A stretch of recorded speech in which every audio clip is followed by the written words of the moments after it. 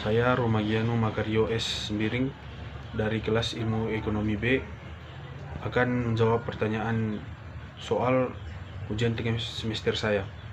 1. Menurut model Solow, syarat-syarat pertumbuhan ekonomi adalah produktivitas, depresiasi, pertumbuhan angkatan kerja, tabungan. Berikan opini Anda bagaimana konsep ini dapat diimplementasikan saat ini. Model pertumbuhan ekonomi Solow dirancang untuk menunjukkan bagaimana pertumbuhan persediaan modal, pertumbuhan angkatan kerja, dan kemajuan teknologi berinteraksi dalam perekonomian dan bagaimana pengaruhnya terhadap output barang dan jasa suatu negara secara keseluruhan. Dalam jangka panjang, tingkat tabungan dalam perekonomian merupakan ukuran persediaan modal pada tingkat produksinya. Semakin tinggi tingkat tabungan, semakin tinggi persediaan modal, dan semakin tinggi tingkat outputnya. Menurut saya, konsep model Solow efektif diimplementasikan karena model Solow tersebut dirancang untuk menunjukkan bagaimana pertumbuhan persediaan modal, pertumbuhan angkatan kerja, kemajuan teknologi, dan pengaruhnya terhadap output. Kedua, salah satu tujuan dari ilmu ekonomi regional yang terkait dengan pembangunan wilayah adalah penetapan sektor unggulan wilayah. Berikan opini Anda bagaimana menentukan sektor unggulan wilayah berdasarkan teori-teori yang ada. Pertama, teori pertumbuhan jalur cepat.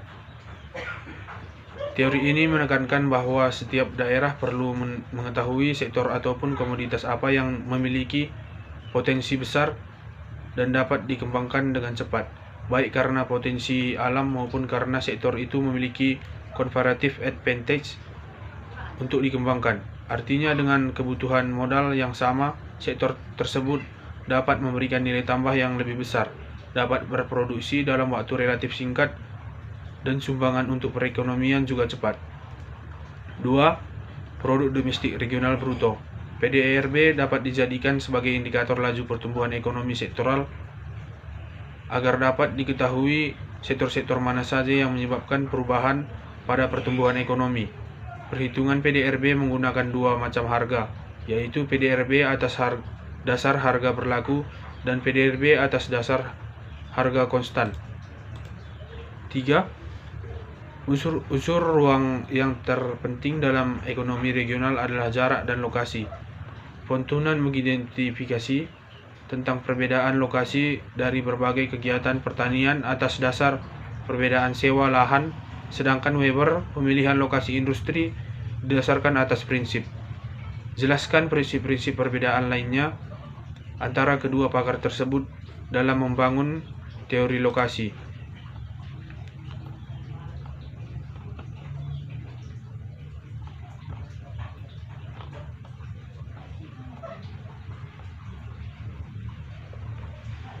Teori Fontunan adalah teori lokasi pertanian yang menitik beratkan pada dua hal utama tentang pola keruangan pertanian, yaitu jarak lokasi pertanian ke pasar, sifat produk pertanian atau keawetan, harga, beban angkut. Dari teori tersebut disimpulkan bahwa harga sewa lahan pertanian nilainya tergantung tata guna lahannya. Lahan yang berada di dekat pusat kota akan lebih mahal dibandingkan lahan yang jauh dari pusat kota karena jarak yang makin jauh dari pusat kota akan meningkatkan biaya transportasi.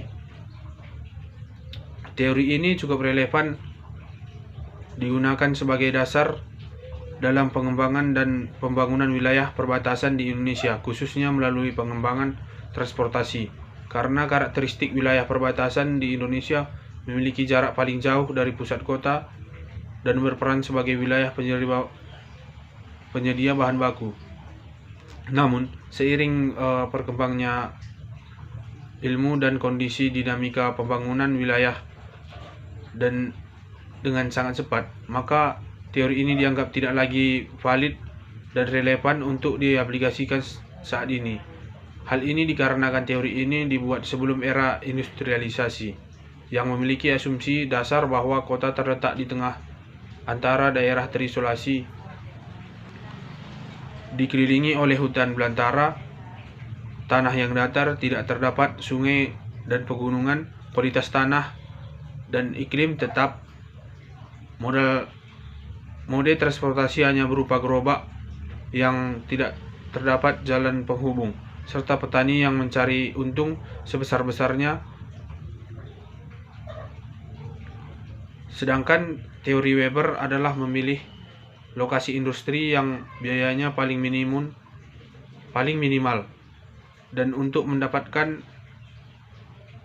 prakondisi tersebut perlu diasumsikan wilayah yang seragam dalam hal topografi, iklim dan penduduk, atau berkaitan dengan keterampilan.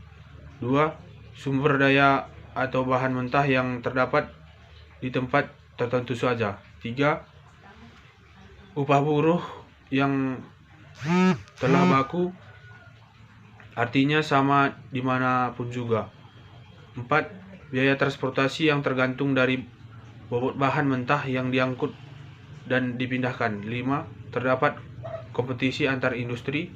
6. Manusia itu berpikir rasional. Untuk membuktikan ada 6 prakondisi yang diasumsikan di atas, Weber menyusun model yang berupa segitiga lokasional. Dan lokasi industri yang ideal yaitu yang paling rendah biaya transportasinya untuk mengangkut bahan mentah dan hasil industri yang ada pada titik P1 pada setiap segitiga lokasional. Weber mengemukakan ada 3 faktor utama penentu lokasi pabrik, yaitu material, konsumsi, dan tenaga kerja.